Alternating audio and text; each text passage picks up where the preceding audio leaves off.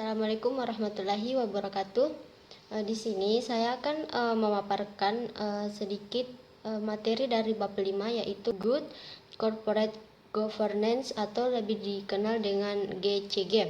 Di mana latar belakang munculnya GCG itu sebenarnya dia dikenal dengan istilah tata kelola perusahaan yang baik, atau yang lebih dikenal dengan istilah asing Good Corporate Governance atau GCG. Tidak dapat dilepaskan dari maraknya sebuah skandal perusahaan yang menimpa perusahaan-perusahaan besar, baik yang ada di Indonesia maupun yang ada di Amerika Serikat. Runtuhnya sistem ekonomi komunis menjelang abad yang ke-20, di mana ia menjadikan sistem ekonomi kapitalis sebagai satu-satunya sistem ekonomis yang paling dominan di seluruh dunia.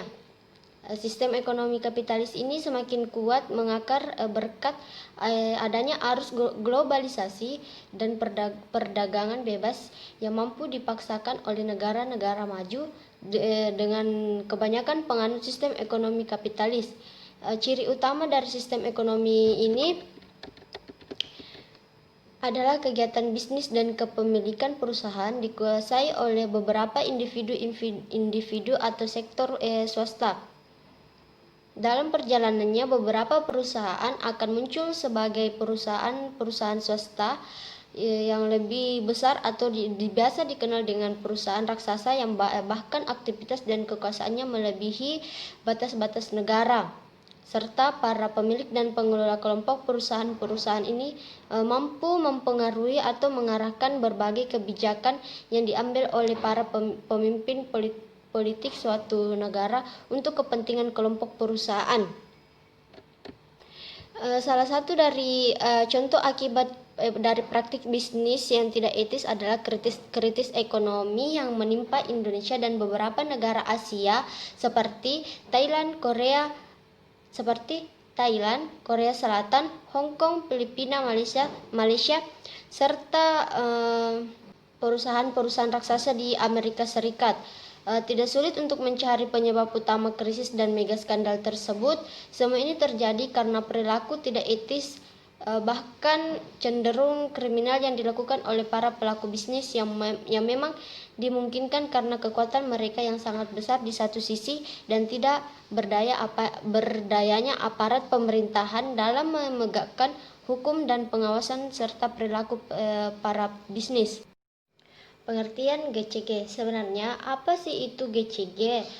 GCG sebenarnya itu adalah suatu peraturan yang dibuat oleh suatu perusahaan yang dijalankan oleh kelompok atau pihak-pihak serta individu atau organisasi dalam perusahaan yang memiliki tujuan untuk menciptakan citra baik perusahaan di mata investor dan juga masyarakat.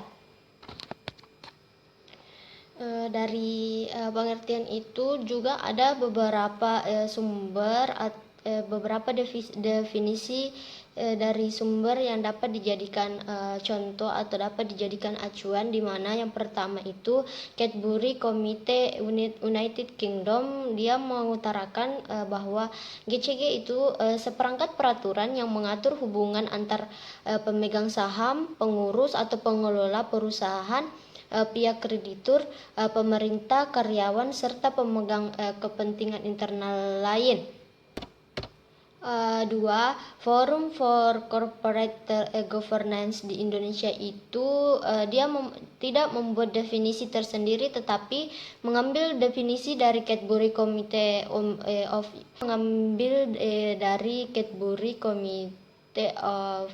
United Kingdom, yaitu dia mengutarakan seperangkat peraturan yang mengatur hubungan antar pemegang saham, pengurus, pengelola, dan lain-lain. Sedangkan yang ketiga, Sukrisno Agus 2006 mendefinisikan tata kelola perusahaan yang baik sebagai suatu sistem yang mengatur hubungan para dewan komisaris, peran direksi, pemegang saham, dan pemangku kepentingan lainnya. DKK 2004 mendefinisikan GCG sebagai direktur manajer seperangkat tujuan yang ingin dicapai perusahaan dan alat-alat yang digunakan dalam mencapai tujuan dan memantau kinerja. Yang kelima, Wahyudi Prakarsa mendefinisikan GCG sebagai mekanisme administrasi yang mengatur hubungan antara manajemen perusahaan, komisaris, direksi, pemegang saham, dan kelompok-kelompok kepentingan yang lain.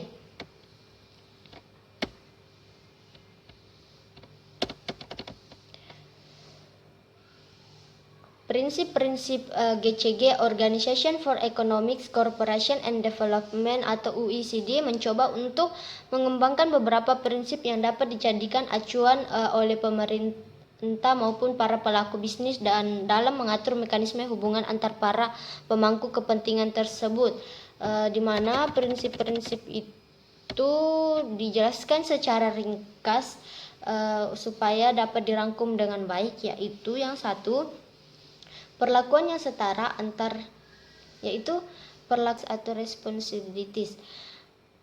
Prinsip GCG berdasarkan keputusan nomor Cap garis mendatar 114-M/MBU/2002 yang dikeluarkan oleh Menteri Negara Badan Usaha Milik Negara tentang penerapan GCG Tejager DKK 2003, yaitu kewajaran atau fairness. Pertama, kewajaran atau fairness. 4, transparansi. 5, kewajaran atau fairness. 2, transparansi. 3, akuntabilitas. 4, pertanggungjawaban. 5, kemandirian. Sedangkan prinsip GCG menurut National Committee on Governance atau NCG 2006 yang mempublikasikan Kode Indonesia tentang tata kelola perusahaan yang baik, yaitu 1, transparansi atau transparency. 2, akuntabilitas atau accountability. 3, responsibilitas atau responsibility. 4, independensi atau independensi. 5, kesetaraan atau fairness.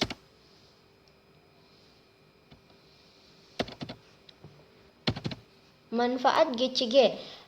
Sebenarnya dari GCG ini apa manfaat yang dapat kita ambil? Tujuan penerapan GCG yaitu adalah untuk meningkatkan kinerja organisasi. Manfaat dari GCG, tujuan utama dari GCG itu yaitu kita harus menerapkan GCG supaya untuk meningkatkan kinerja organisasi serta mencegah atau memperkecil peluang praktik manipulasi dan kesalahan signifikasi dalam pengelolaan kegiatan organisasi. GCG dan pengawasan pasar modal di Indonesia. Pasar modal didefinisikan sebagai pasar di mana berbagai instrumen keuangan atau sekuritas jangka panjang bisa diperjualbelikan baik dalam bentuk uang maupun modal sendiri, baik yang diterbitkan pemerintah maupun perusahaan swasta. Keberadaan pasar modal ditentukan oleh lembaga-lembaga dan unsur-unsur penunjang pasar modal, antara lain Badan Pengawas Pasar Modal dan Lembaga Keuangan. 2, Bursa Efek. 3, Lembaga Clearing. 4, Emiten. 5, Underwriter. 6, Investor atau calon investor. 7, Akuntan publik. 8, Notaris dan konsultan hukum. 9, konsultan hukum. 10, konsultan keuangan. GCG perbankan di Indonesia. Aktivitas bisnis dan sistem perekonomian yang kuat didukung oleh sistem perbankan yang sehat dan kuat. Tata kelola perusahaan di Indonesia masih sangat lemah. Menyadari ini, Bank Indonesia sebagai institusi tertinggi yang berfungsi melakukan pengawasan terhadap kegiatan dunia perbankan Indonesia. Dalam upaya ini dia menata kembali manajemen dan kegiatan perbankan di Indonesia dengan mengeluarkan Peraturan Bank Indonesia. Peraturan ini mengatur tentang 1, prosedur pengelolaan melalui penerapan prinsip transparansi, akuntabilitas, tanggung jawab, independensi dan kesetaraan. Pasal 1 ayat 6. 2, tujuan implementasi GCG. Pasal 2, minimal untuk merealisasikan. 3, jumlah, komposisi, kriteria, dan independensi Dewan Komisaris. Bab 2 pasal 4-18. 4. Jumlah, komposisi, kriteria, dan independensi Dewan Direksi bab 3 pasal 19-37. 5. Komite bab 4 pasal 38-48. 6. Ketaatan fungsi auditor eksternal dan internal bab 5 pasal 49-52. 7. Implementasi manajemen risiko bab 6 pasal 53. 8. Ketentuan dana bab 7 pasal 54-53. 9. Rencana strategis bank bab 8 pasal 56. 10. Aspek transparansi kondisi bank bab 10 pasal 57-58. 11. Konflik kepentingan dan pelaporan internal bab 10 pasal 59-60. 12. Laporan dan asesmen implementasi GCG bab 11 pasal 61-66. 13. Implementasi GCG di cabang luar negeri bab 12 pasal 67-68. 14. Sanksi-sanksi bab 13 pasal 69-75. 15. Ketentuan peralihan bab 14 pasal 76-77. 16. Ketentuan penutup bab 15 pasal 78. Sekian dari saya, kurang dan lebihnya mohon dimaafkan. Billahi fisabilillah fastabigul khairat. Wassalamualaikum warahmatullahi wabarakatuh.